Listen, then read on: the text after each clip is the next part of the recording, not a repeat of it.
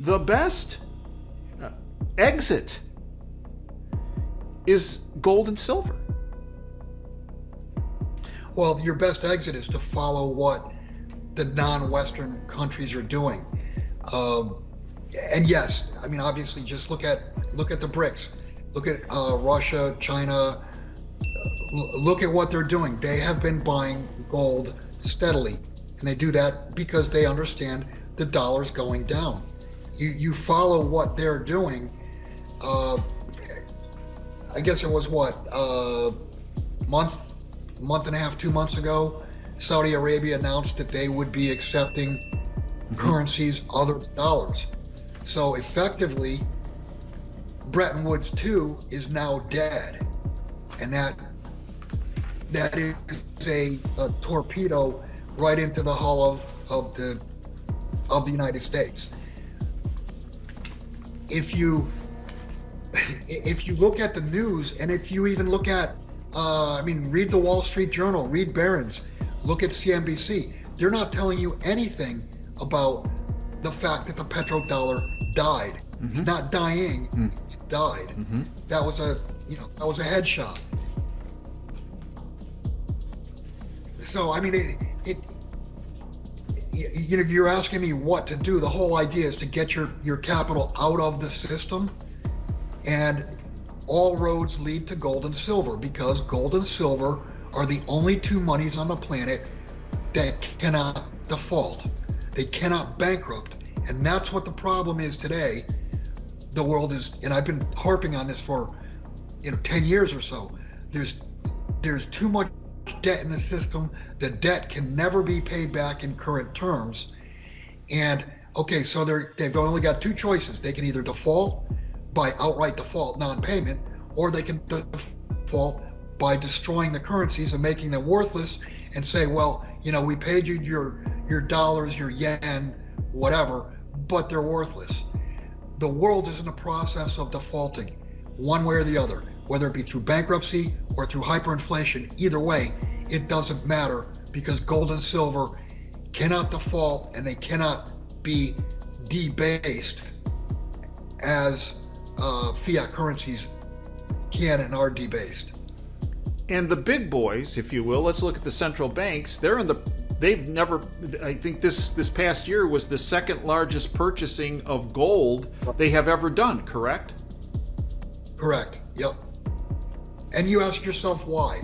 Yeah. And the obvious answer is they know they're going to take a hit on their paper positions, the dollar positions. They need something as a hedge, as an offset, that will grow large enough, fast enough to fill up those black holes of default. And we also see a supply shortage of silver, correct? Yeah, this past year was a very big deficit. It was over 100. There was a very, very big deficit, and I think it worked out to be about 10% of demand was 10% higher than what supply was. Yeah, that's huge, right? And you started this whole thing off by saying, you and I and others have been whacked over the head for years as conspiracy nuts, blah blah blah. Well, I mean, it starts with gold and silver. The fact that they use derivatives, they use COMEX, they use LBMA, they sell paper contracts that are unbacked. They're not selling gold, they're selling paper contracts. And the COMEX price, the LBMA price, is the tail that has been wagging the dog for years and years. And I've said this all along, and I totally stand by this. When all is said and done, failure to deliver will blow up the entire global financial system. Once gold and once silver is demanded versus contracts, and they can't be bribed anymore with a 20% premium, over the contract price or whatever. Once the bribes are no longer accepted and demand for delivery is made, and that delivery cannot be fulfilled, it's game over for the entire financial system. And Bill, on September 26, 2022, the Nord Stream pipelines were blown. And you and myself and a number of other people raised a question of the West potentially being involved, because you always ask who benefits. Well, now Cy Hirsch, investigative journalist who has a really outstanding track record of bringing information forward that people don't want to know and don't want to hear, but the truth, has outlined that the Biden administration was involved with Norway and a number of other NATO countries in this operation. Many people say, oh, well, Putin's going to do something to the United States, going to blow off an event, pipelines, whatever.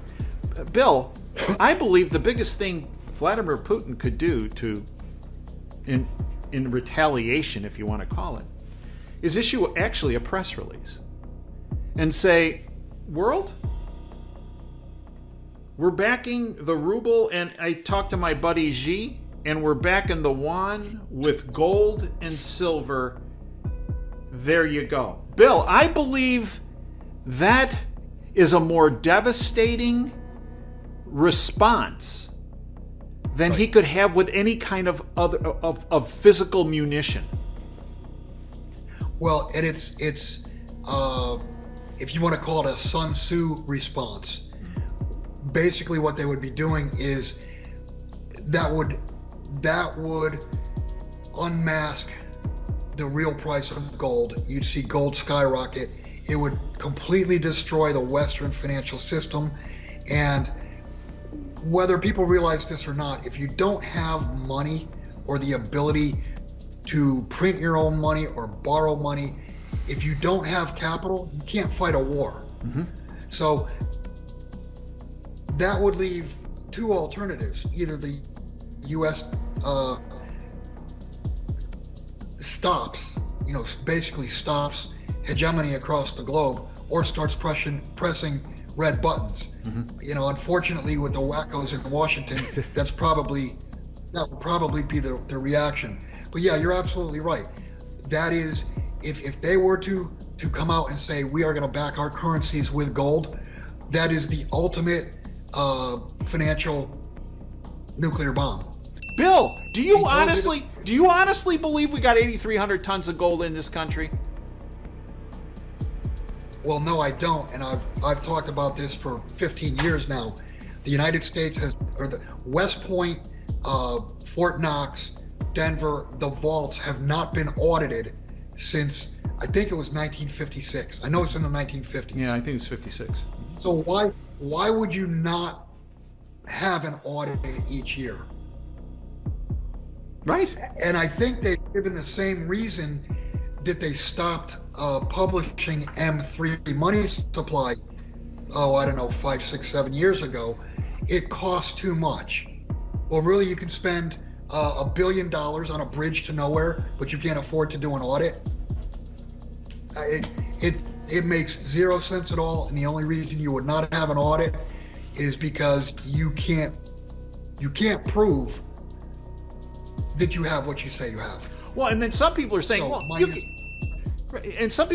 can handle this budget deficit and all we're in debt by 31 trillion just by revaluing the gold that the United States has, because it's valued at $41 an ounce on the books. Just revalue it. Well, here's the problem, Bill. And so you would think, hey, that's a pretty easy solution. But here's the problem, Bill. You got to have the gold, because you can't say it's worth $2,000 an ounce or $5,000 an ounce rather than $41 an ounce if you can't prove that you have the physical asset.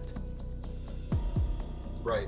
Well, and here's the thing, and I haven't done the math in, 3 years. I think the last time I did the math was 2019. In order to, assuming we have the 8,300 tons, if you revalued gold higher to a point where it would pay off the national debt, back then, 3 years ago, you'd have to have $125,000 an ounce. Mm-hmm. The number now is well north of $150,000 per ounce. And what would that do? What type of inflation would we have?